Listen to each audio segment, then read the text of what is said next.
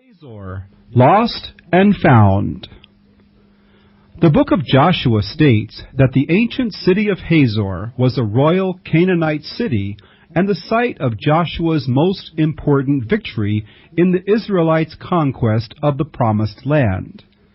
In Joshua chapter 11 and verses 1 to 15, it is recorded how Hazor's king Jabin organized a Canaanite coalition of kings against Joshua, but was defeated, and the city was sacked.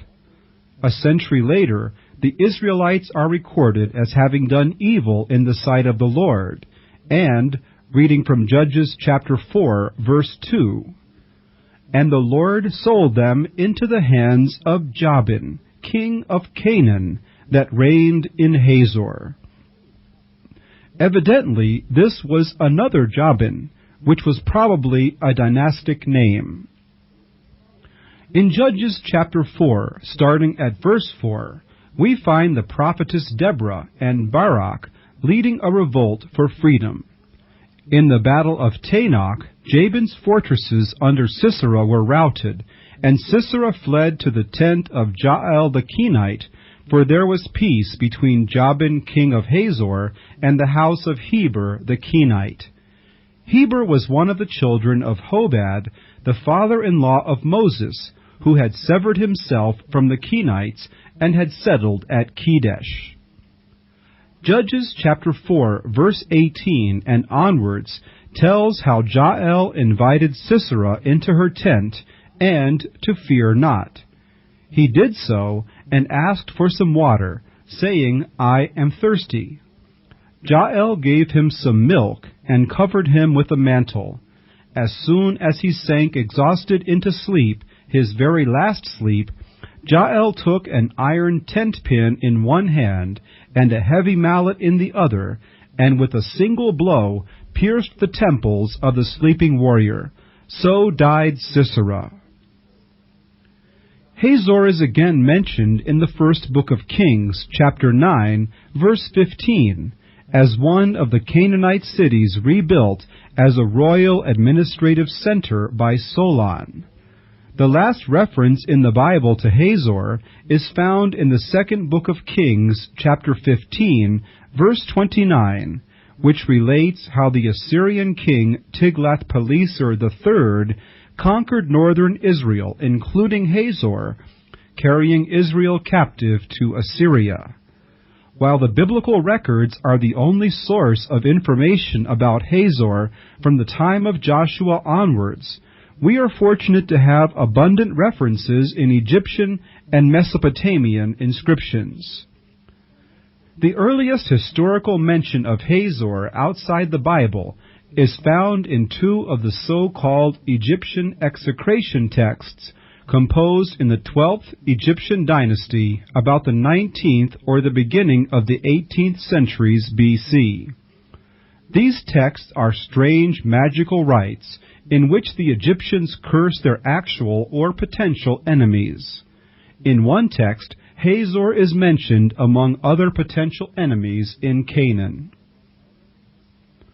Our really valuable historical information concerning Hazor before the Israelite conquest comes from inscribed clay cuneiform tablets discovered in the excavation of the famous city of Mari on the banks of the river Euphrates. In the ruins of the king's palace was found the royal archives containing over 25,000 tablets and several listed shipments of tin to Hazor's ruler Idni-Medad from Mari.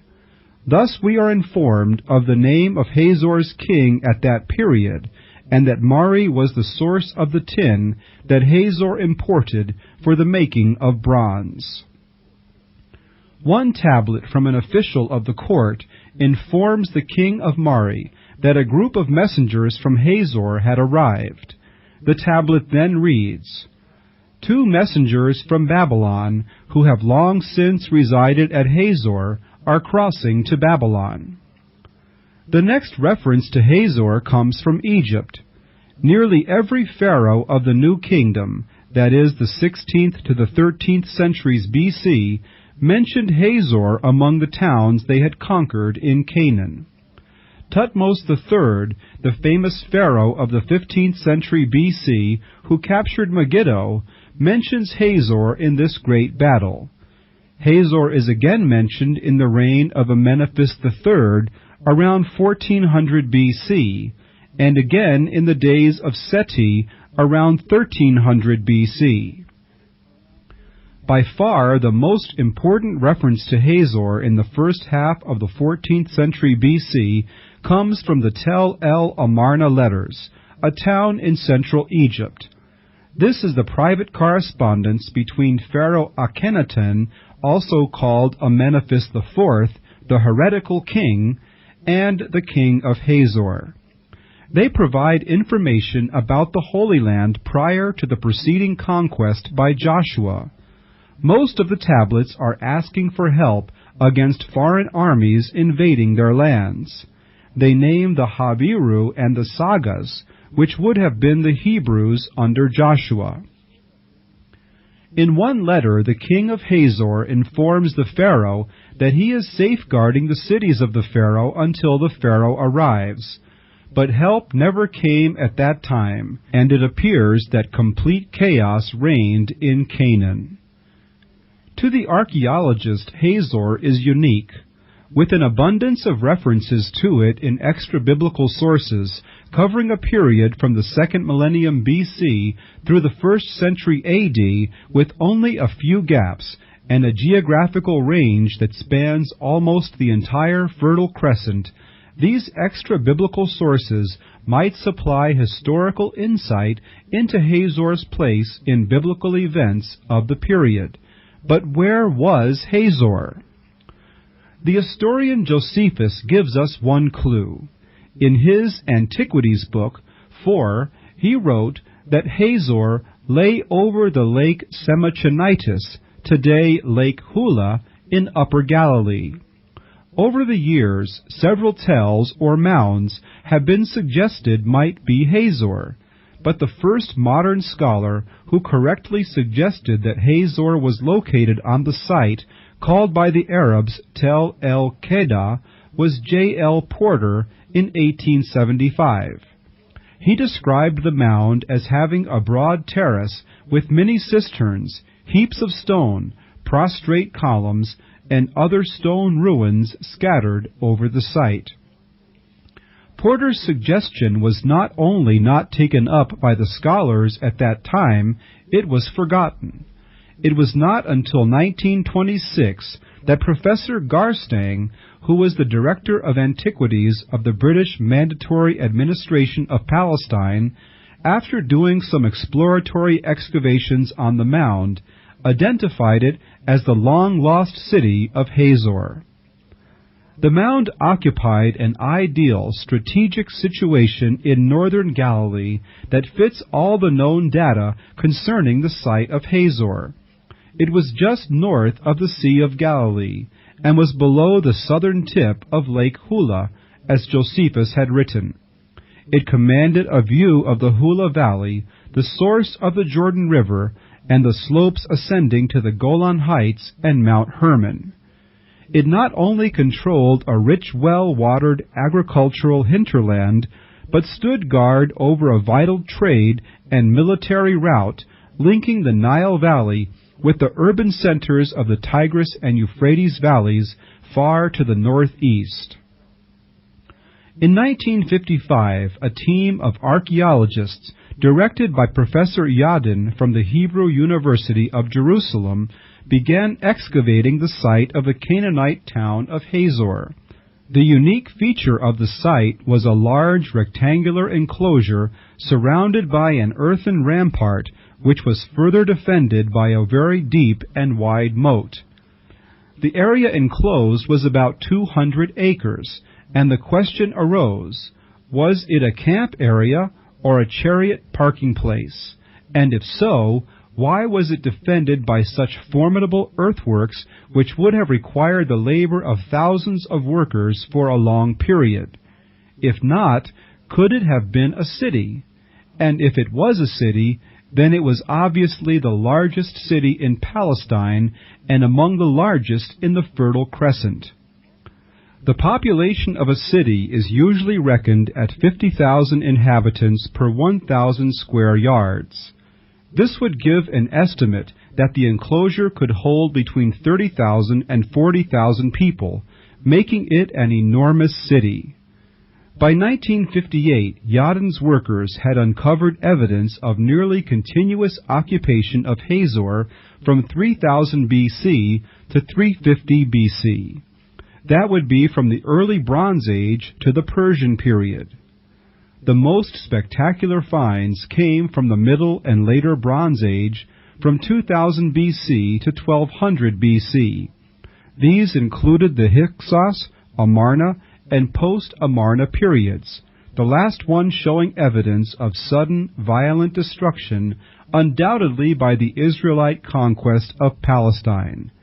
It was also ascertained that the huge earthen rampart did in fact surround a vast city, not one, but two cities, an upper and a lower city. Although Yadin's excavations covered only a tiny portion of the enormous mound, he uncovered architecture and other artifacts from the later periods of Hazor's history, which would have been during the reigns of the Israelite kings of the 10th and through the 8th centuries BC. He also discovered the principal Canaanite palace, but failed to find the royal archives that would have included a record of events in Canaan immediately preceding the arrival of the Israelites.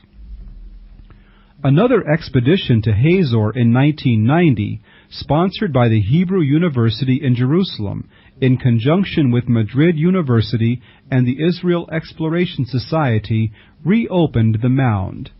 The main objective was to find the royal archives that Yadin failed to locate.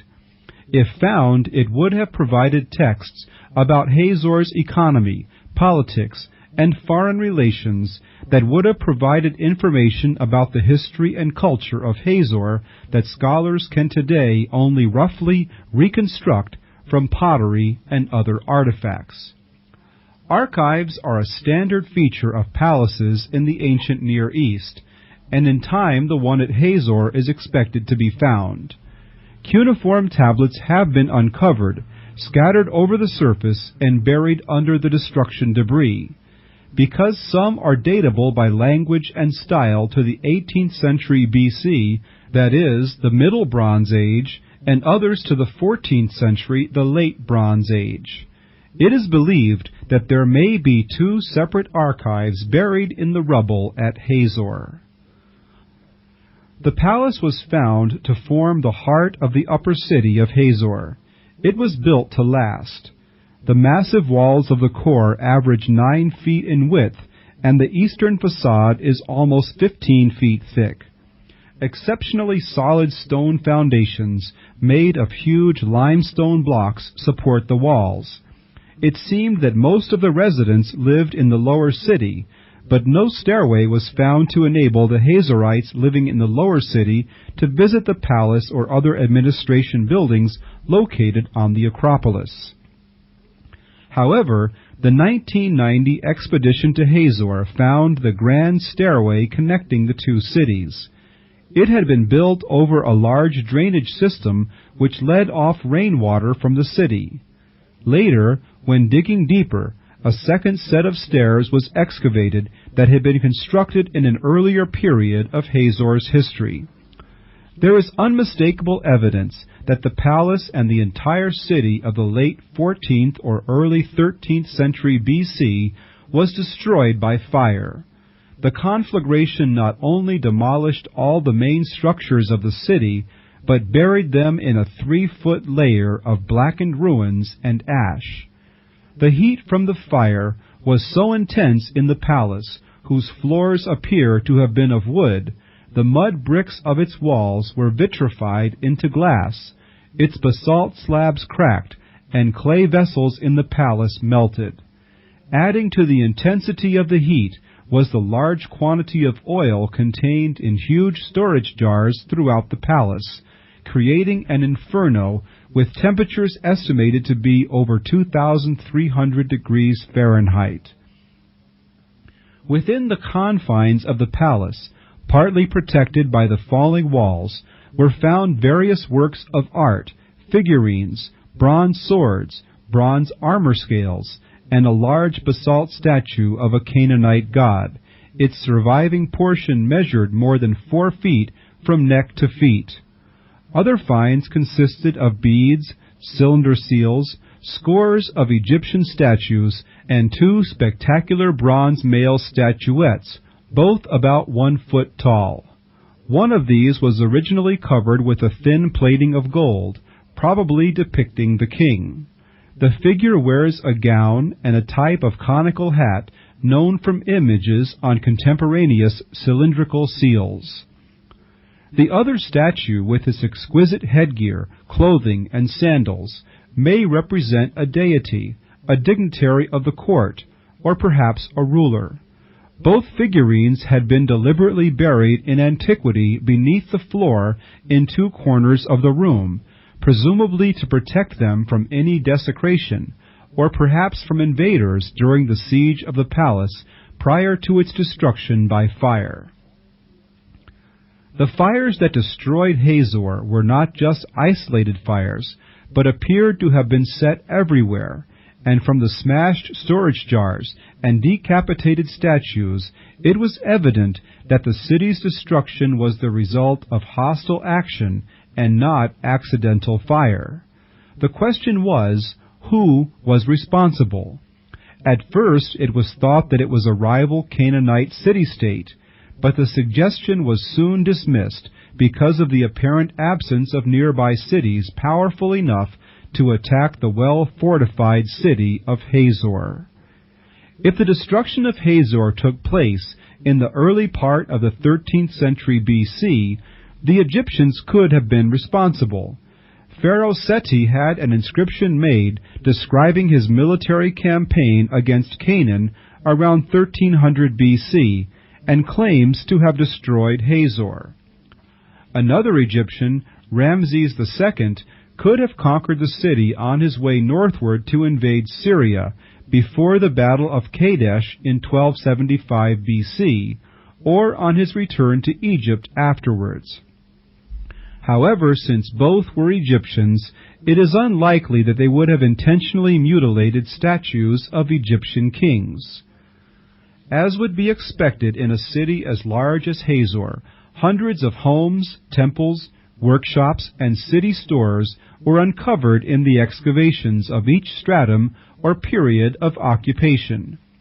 Starting at the most recent ruins, the Persians, the Arabs, the city rebuilt by Solomon, the city destroyed by the Assyrian king Tiglath-Pileser III, the Israelite period, and finally the pre-Israelite period of Canaanite Hazor, ancient Hazor, the largest and most extensive city, is not equaled by any of the succeeding occupations of the site.